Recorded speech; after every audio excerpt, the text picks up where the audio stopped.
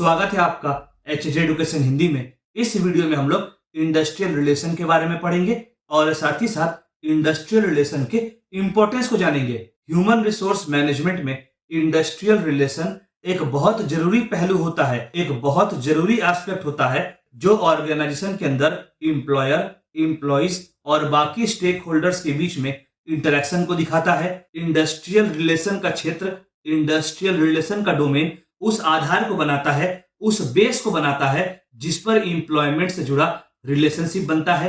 अलग अलग प्रकार की पॉलिसीज बनती है, अलग अलग प्रकार की प्रैक्टिसेस परफॉर्म की जाती है और हाँ, यह पॉलिसीज और प्रैक्टिसेस ह्यूमन रिसोर्स से रिलेटेड होती है।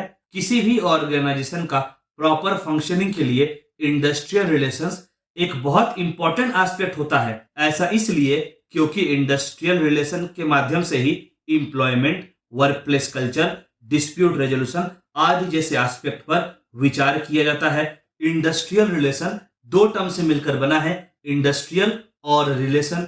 इंडस्ट्री इकोनॉमी का उस पार्ट को कहेंगे जहां पर प्रोडक्ट्स का प्रोडक्शन होता है, मैन्युफैक्चरिंग होता है। दूसरी तरह से कहा जाए तो इंडस्ट्री उस सेक्टर को कहा जाएगा जहां पर इकोनॉमिक एक्टिविटीज परफॉर्म की जाती है। आगे यहां पर रिलेशन का मतलब हुआ इंडस्ट्री में एम्प्लॉयर, एम्प्लॉइज और बाकी स्टेक होल्डर्स के बीच का रिलेशन।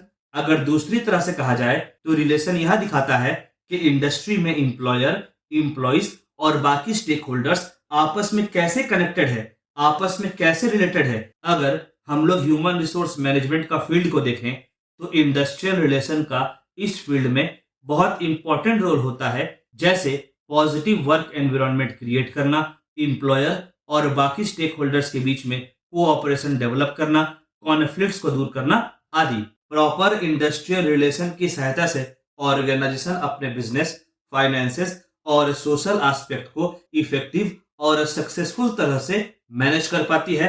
यहाँ एक बात बोलना जरूरी हो जाता है कि इंडस्ट्रियल रिलेशन के केस में एम्प्लॉइज और मैनेजमेंट में डायरेक्ट रिलेशन भी हो सकता है या एम्प्लॉइज यूनियन बनाकर मैनेजमेंट से इनडायरेक्टली भी कम्युनिकेट कर सकते हैं। अगर थोड़ा ब्रॉडली सोचा जाए तो इंडस्ट्रियल रिलेशंस में सारे यूनियंस के बीच के रिलेशनशिप को कंसीडर किया जाता है, स्टेट और यूनियन के बीच के रिलेशनशिप को कंसीडर किया जाता है, अलग अलग एम्प्लॉयर्स और गवर्नमेंट के बीच के रिलेशनशिप को भी कंसीडर किया जाता है।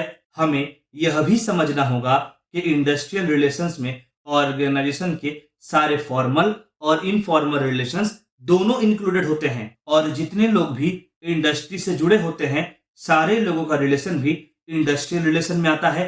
जैसा कि हम लोग जानते हैं ह्यूमन रिसोर्स मैनेजमेंट के केस में इंडस्ट्रियल रिलेशन एक बहुत इंपॉर्टेंट एस्पेक्ट होता है। एम्प्लॉइज को काम से जुड़ा सेटिस्फैक्शन प्रोवाइड करना हो, टैलेंट को रिटेन करना हो, ऑर्गेनाइजेशन के रेपुटेशन को मेंटेन करना हो, इंडस्ट्रियल रिलेशन इन सब एस्पेक्ट्स में ऑर्गेनाइजेशन को काफी हेल्प और सपोर्ट प्रोवाइड करता है। प्रोएक्टिव, पॉजिटिव और constructive industrial relation human resource management के लिए बहुत जरूरी होता है, क्योंकि ऐसे इंडस्ट्रियल रिलेशन ही ऑर्गेनाइजेशन में पॉजिटिव, प्रोडक्टिव और सस्टेनेबल वर्क एनवायरनमेंट बनाने में हेल्प करते हैं, जो कि ऑर्गेनाइजेशन के ओवरऑल सक्सेस में हेल्पफुल साबित होता है। चलिए आगे बढ़ते हैं और इंडस्ट्रियल रिलेशन के इंपॉर्टेंस को पढ़ते हैं।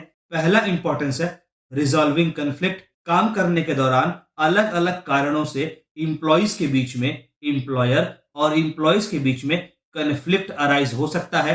कन्फ्लिक्ट वेजेस को लेकर स्टार्ट हो सकता है, वर्किंग कंडीशन को लेकर अराइज हो सकता है या किसी और प्रकार का ग्रीवांसेस को लेकर कन्फ्लिक्ट अराइज हो सकता है। तो ऐसे में अच्छा इंडस्ट्रियल रिलेशन एम्प्लॉइज और एम्प्लॉयर के बीच का कन्फ्लिक्ट को सॉल्व करने में, ग्रीवांसेस को दूर करने में, प्रॉब्लम्स को सॉल्व करने में हेल्पफुल साबित होता है। इससे वर्क प्लेस में पॉजिटिव एनवायरनमेंट बना रहता है। अगला इंपॉर्टेंस है एम्प्लॉय सेटिस्फैक्शन। अच्छा इंडस्ट्रियल रिलेशंस एम्प्लॉइज को वर्क रिलेटेड सेटिस्फैक्शन प्रोवाइड करने में हेल्प करता है और साथ ही साथ एम्प्लॉइज का मोराल को भी बूस्ट करता है। जब एम्प्लॉइज को ऐसा लगता है कि उनका कंसर्न को, प्रॉब्लम को सुना जा रहा है, उनके प्रॉब्लम्स पर ऑर्गेनाइजेशन का ध्यान है, तो फिर एम्प्लॉइज का ऑर्गेनाइजेशन के प्रति कमिटमेंट बढ़ता है। यहाँ पर ह्यूमन रिसोर्स मैनेजर का रोल इंपॉर्टेंट हो जाता है कि वह ओपन कम्युनिकेशन का स्कोप बनाए रखे, प्रॉब्लम सॉल्विंग का स्कोप बनाए रखे ताकि इंप्लॉइज और ऑर्गेनाइजेशन के बीच ट्रस्ट और ट्रांसपेरेंसी डेवलप हो और इंप्लॉइज का वेलबींग को बढ़ावा मिल सके, इंप्लॉइज को काम से जुड़ा सेटिस्फेक्शन मिल सके आदि। अगला इंपॉर्टेंस है प्रोडक्टिविटी ऑफ एम्प्लॉय। इंप्लॉइज और मैनेजमेंट के बीच में प्रॉपर कोऑपरेशन और कोऑर्डिनेशन इंप्लॉइज के प्रोडक्टिविटी पर पॉजिटिव इंपैक्ट डालता है।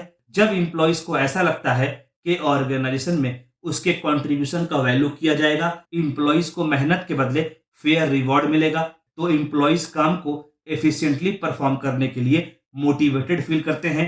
अगला इंपॉर्टेंस है कंप्लाइंग लॉस। जब इंप्लॉइज को प्रॉपर वेजेस प्रोवाइड किया जाता है, प्रॉपर वर्किंग आवर प्रोवाइड किया जाता है, इंप्लॉइज का हेल्थ और सेफ्टीज का ध्यान रखा जाता है, तो इससे इंप्लॉयर और इंप्लॉइज के बीच में रिलेशन तो इंप्रूव होता ही है, साथ ही साथ ऑर्गेनाइजेशन ह्यूमन रिसोर्स से जुड़ा, इंप्लॉइज से जुड़ा जरूरी लॉस को भी फॉलो कर पाती है। अगला इंपॉर्टेंस है रिटेनिंग टैलेंट्स। जैसा कि हम लोग जानते हैं कि टैलेंटेड इंप्लॉइज ऑर्गेनाइजेशन को लॉन्ग टर्म सक्सेस अचीव करने में हेल्प करते हैं। अच्छा और पॉजिटिव इंडस्ट्रियल रिलेशन और साथ ही साथ प्रॉपर कंपनसेशन पैकेज, रिस्पेक्टफुल और पॉजिटिव वर्क एनवायरनमेंट आदि इंप्लॉइज को ऑर्गेनाइजेशन छोड़कर जाने नहीं देता है, जिससे ऑर्गेनाइजेशन के पास अच्छे और टैलेंटेड इंप्लॉइज रह जाते हैं, जिससे ऑर्गेनाइजेशन का स्टेबिलिटी भी बना रहता है। अगला इंपॉर्टेंस है रेपुटेशन ऑफ द ऑर्गेनाइजेशन। जिस भी ऑर्गेनाइजेशन का इंडस्ट्रियल रिलेशन अच्छा होता है, उसका मार्केट में रेपुटेशन भी अच्छा होता है। अच्छा इंडस्ट्रियल रिलेशन की वजह से इंप्लॉइज और बाकी स्टेक होल्डर्स के नजर में ऑर्गेनाइजेशन का अच्छा इमेज बना रहता है और नए नए इंप्लॉइज ऑर्गेनाइजेशन में काम करना पसंद करते हैं। अगला इंपॉर्टेंस है डिसीजन मेकिंग। इंडस्ट्रियल रिलेशन की सहायता से ऑर्गेनाइजेशन इंप्लॉइज के जरूरतों को अच्छे से समझ पाती है और यही समझ ऑर्गेनाइजेशन को जरूरी और स्ट्रेटेजिक डिसीजन लेने में हेल्प करती है। प्रॉपर डिसीजन मेकिंग से ऑर्गेनाइजेशन का तो भला होता ही है, साथ ही साथ इंप्लॉइज का भी भला होता है। इन सब की वजह से एफिशिएंसी तो बढ़ता ही है, साथ ही साथ इंप्लॉइज के बदलते नीड्स के हिसाब से ऑर्गेनाइजेशन अपने आप को अडेप्ट भी कर पाती है।